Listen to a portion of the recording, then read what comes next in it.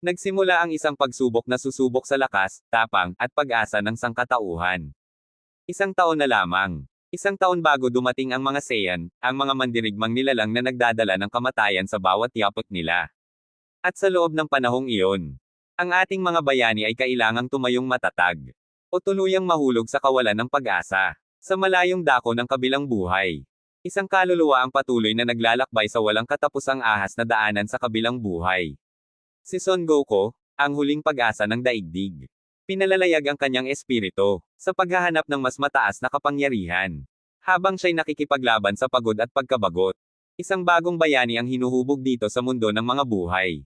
Gohan, ang anak ng dakilang Goku. Isang inosenteng bata, iniwan sa gitna ng malupit na kalikasan. Iniwang mag-isa upang harapin ang mga halimaw sa loob at labas ng kanyang sarili. Sa ilalim ng malamlam na liwanag ng buwan. Isang kakaibang pagbabago ang sumiklab sa kanyang katawan. Isang kapangyarihang dumadaloy sa kanyang dugo. Isang sumpa, isang biyaya. Sa isang iglap, si Gohan, ang batang walang muwang, ay naganyong dambuhalang halimaw, isang King Kong na hindi niya kayang e-control.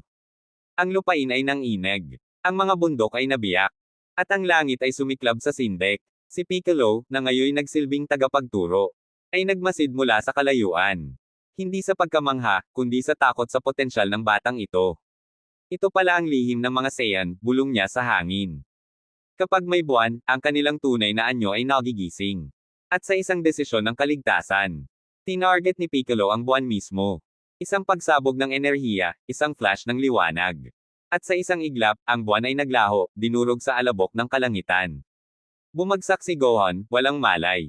Ang dambuhalang puwersa sa kanyang kalooban, pansamantalang napigilan. Ngunit hindi pa tapos ang kanyang pagsubok. Ang inosente ay unti-unting naging mandirigma. Sa Game House naman, ang mga kaibigan ni Goku ay nagpupulong, puno ng kaba at pagdududa. Makakayanan ba natin? Mabubuhay pa ba si Gohan? Mga tanong na bumabagabag sa kanilang puso.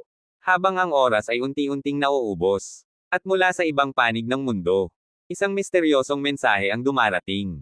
Isang paanyaya mula sa mga dakilang guro. Si Gohan, ang batang pinagdaanan ang bangungot ng kalikasan.